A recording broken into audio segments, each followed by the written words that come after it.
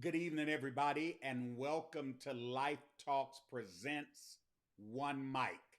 You know the song, you know the beat, you knew the melody. It comes from one of the greatest rappers of all times. You already know his name. All you need is one mic. This is the place where we have candid conversation with dynamic thought leaders and prolific communicators, those who I believe are some of the most strategic thinkers and effective communicators on the planet. And I am so honored to have with me tonight for this inaugural show. We'll be doing this the first Thursday of every month, and I could not have had a more distinguished, distinct, and esteemed guest as my brother and my friend. He's a pastor, he's a project management coordinator and developer, he's a leadership strategist, he's an author, and there's so many titles and tags that he wears. But can I be honest with you? He's really an overall just great guy, and I'm just glad to know him. Stephen, thank you for being here, man. How you doing tonight? Man, I'm amazing. Thank you, Rick. I'm glad to be your inaugural guest on this amazing venture that you're journeying down. Thank you, sir. I hope you will still be my friend after tonight. That's Hey, man, we made a pledge and a commitment, covenant commitment to death did us part. So we're in. So good. We'll make we in. we'll make it through this. You can curse me out all you want when this is over with. But we're going into this. So first of all, welcome. Thank you again for accepting this invitation. The whole focus of this show is one moment, one mission, and one mic. Yeah. And I wanted to bring individuals on that understand the singularity of clarity. I think that is so important when we live in a world that gives us so many mixed messages. I wanted to create a platform where I could have individuals who have clarity of thought, who are precise in what they say and how they say it, and who know how to convey ideas. And you're the paragon of that. And I Thank had you, to man. have you here. And so thank you so much for being here. So this will kind of flow like a game in some ways. All right. There's several elements to this. I want our audience to understand that Stephen does not know exactly what I'm going to ask him. He knows he'll be talking, of course. He knows there is an extemporaneous moment where he'll have to speak from the dome, but beyond that, he doesn't know what he's going to have to talk about. So you all are actually in with him. The only person who knows what's going on right now is the host. Nobody else knows. Stephen, what's your favorite word? Pericope, Why? because it's a word that most people are not familiar with. It's not common. They don't know what it is. When they try to Google it, it often misspells. And so they've got to come back for that definition. And if I can define it, it's just a small portion of a larger story. Yes, I love It's one hearing of that. Yeah, it's Peruse one the of my pericope. phrases.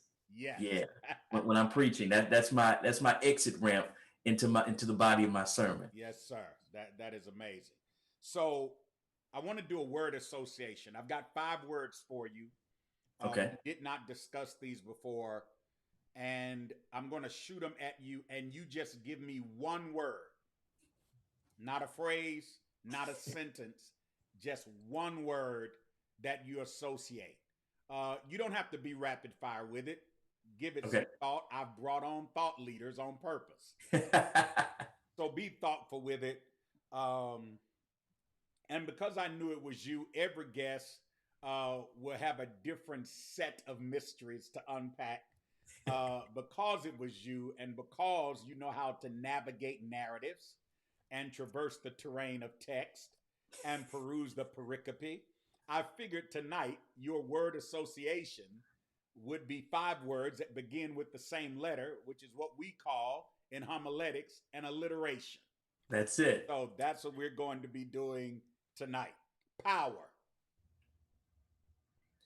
Control. pain, Necessary. process, strategy, perfection, impossible, passion. fuel. Complete this sentence. Every day, I should take more time to fill in the blank. Engage in introspection. So here is the crown jewel of One Mic. It's a segment called Thinking Out Loud. This is what I have been waiting for since I invited you to be on a couple of weeks ago. And basically, all I do is give you a context and a premise, and I give you a tag. And when you see the countdown, you'll have approximately 10 minutes to unpack, to give discourse, whatever way you choose. All right. The blind spot and Achilles heel of many successful leaders is that oftentimes what they do to take care of others, they don't do for themselves. So the tag that I want you, the concept I want you to unpack, and the tag I want you to wrestle with is do it for yourself. Do it for yourself. Let me know when you're ready, and we'll start the countdown. You ready? Let's hit it. Let's go.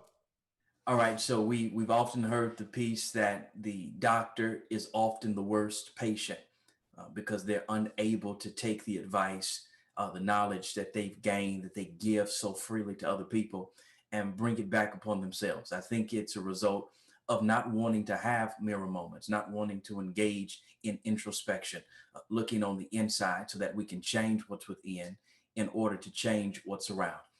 Many leaders have functioned from a place of replicating and duplicating what they've done. I've engaged leaders who've been in leadership for 50 years, and I'll often say, no, you've really been a leader for about 5 of those years, a thought leader, a visionary for 5, and then the other balance of time was just a replication of what you did that you deemed to have been successful.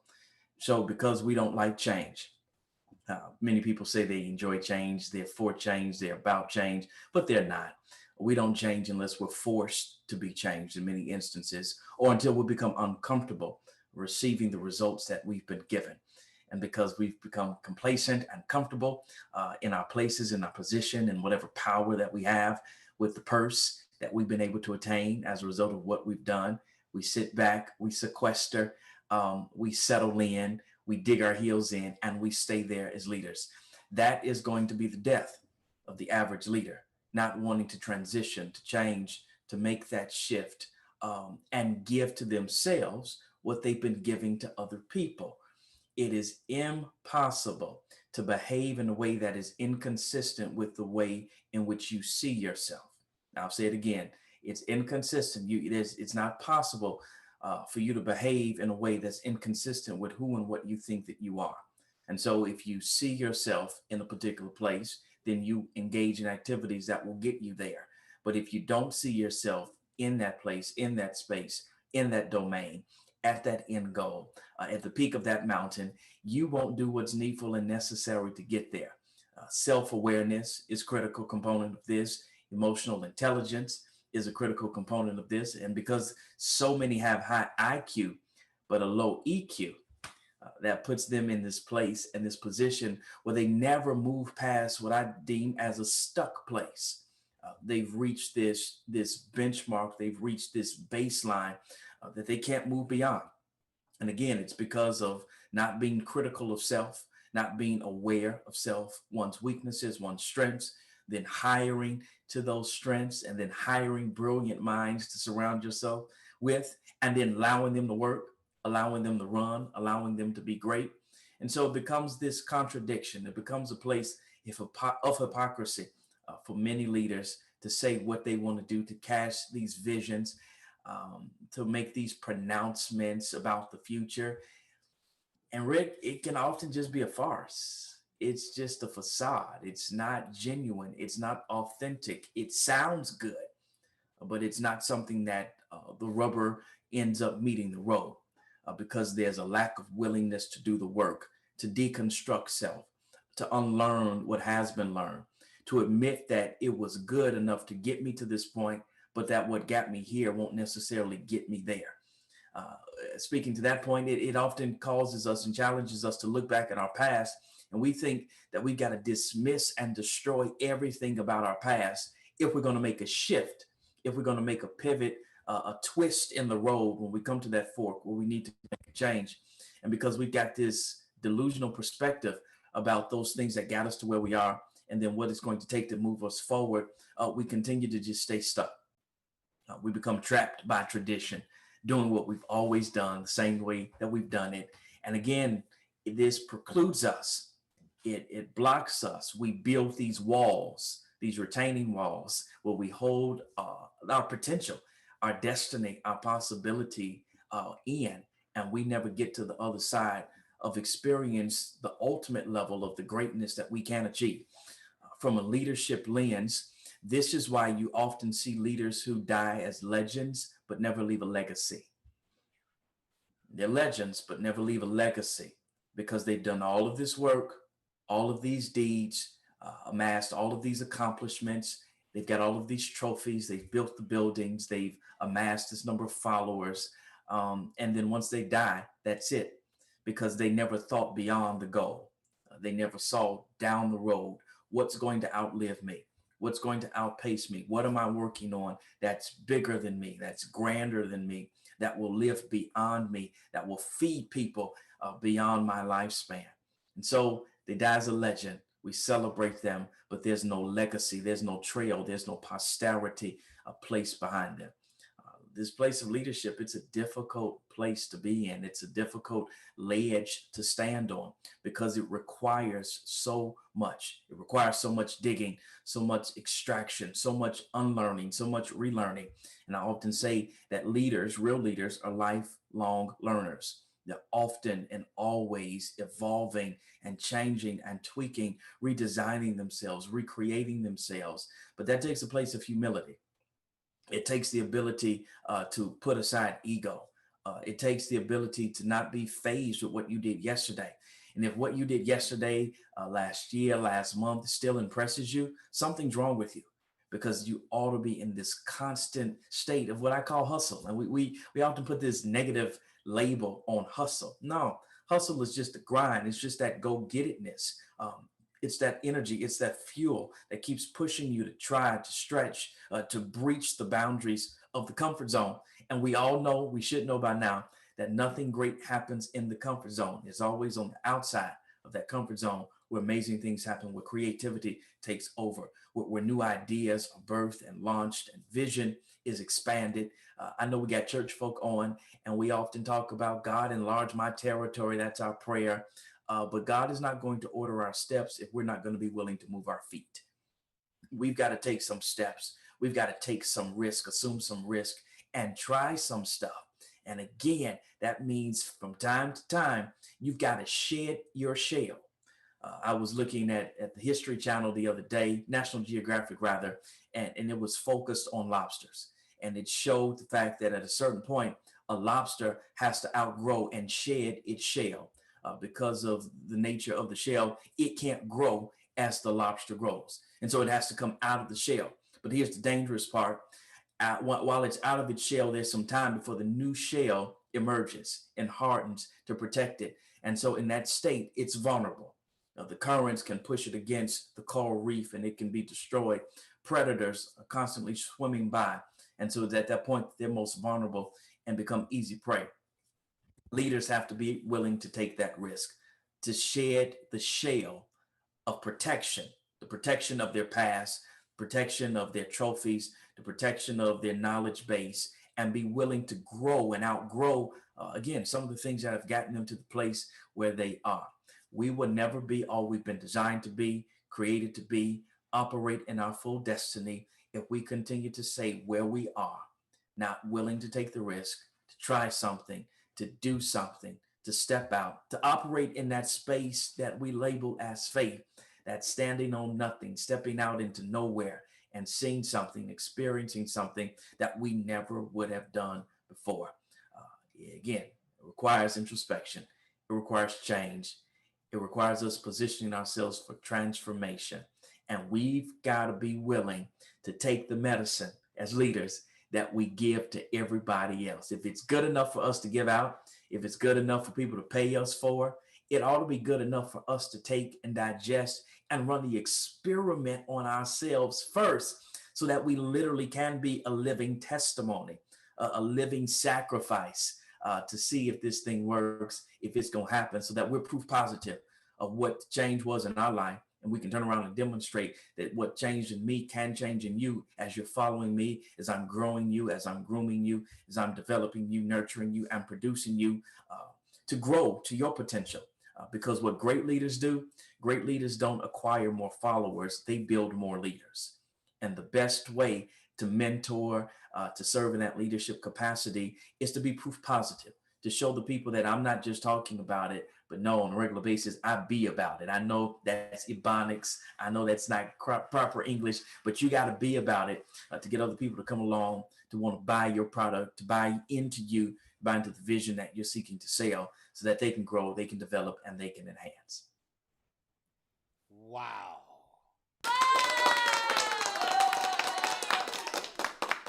So now you all understand why I started with the Reverend Stephen J.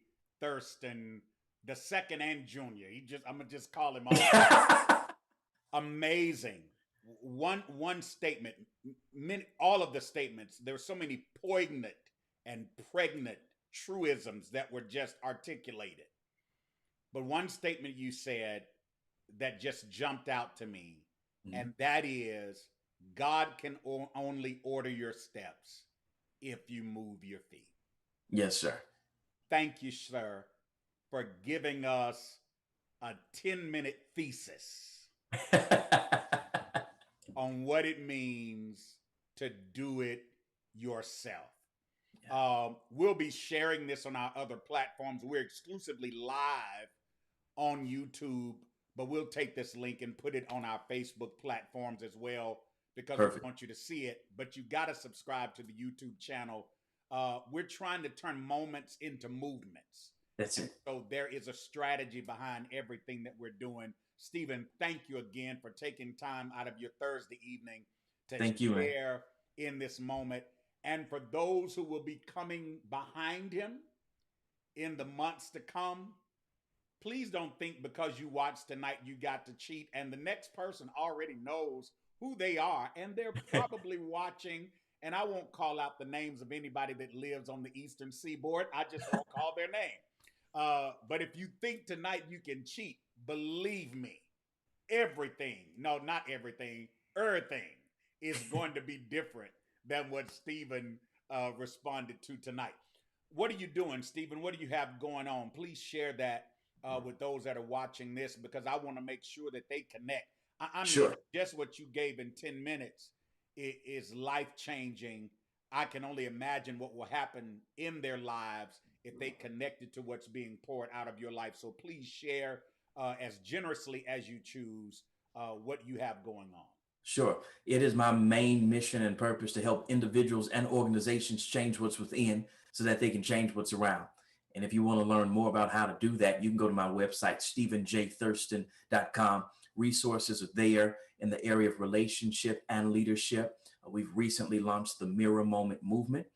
That's a subscription site where on a monthly basis you get fresh content, teaching videos, ebooks, assessments, assignments, weekly motivational and inspirational emails. Again, within the lanes of leadership and relationship, you can choose either one or both of them. There are ebooks on the website as well. There are project management tools. I'm a PMP, professional project manager, got the certification. Those letters are behind my name.